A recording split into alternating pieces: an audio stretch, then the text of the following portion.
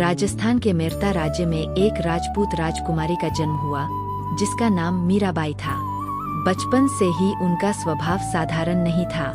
कहा जाता है कि एक बार उनके महल में एक संत भगवान श्री कृष्ण की मूर्ति लेकर आए। उस दिव्य मूर्ति को देखकर बालिका मीरा के मन में अनोखा भाव जागा। उन्होंने मासूम मन से श्री कृष्ण को ही अपना पति मान लिया।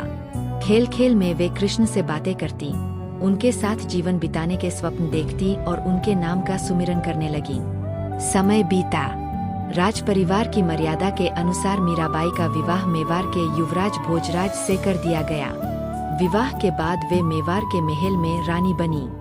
रानी होने के कारण उनसे अपेक्षा थी कि वे राजसी परंपराओं का पालन करें, वैभवपूर्ण जीवन जिए और दरबारी आडंबर में रमी रहें। परंतु मीरा का हृदय तो केवल श्री कृष्ण में ही लीन था।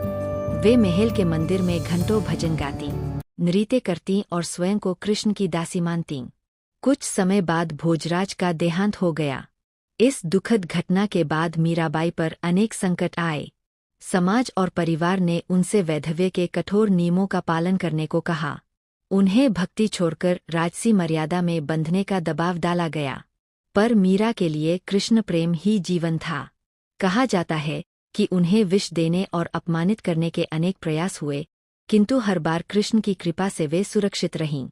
अंततः मीराबाई ने महल और वैभव का त्याग कर दिया। वे साधारण वस्त्र धारण कर तीर्थों में भटकने लगीं।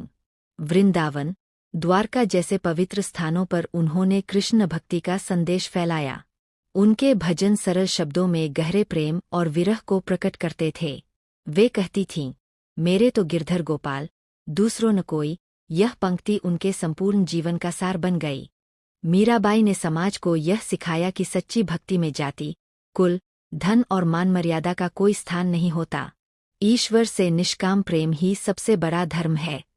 आज भी उनके पद और भजन मंदिरों, सत्संगों और घर घर में गाए जाते हैं।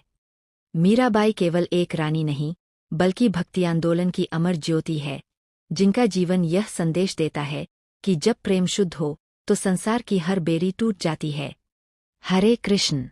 वीडियो को लाइक करें, अपनी राय कमेंट में जरूर लिखें और ऐसे ही शानदार कंटेंट के लिए चैनल को सब्सक्राइब करें।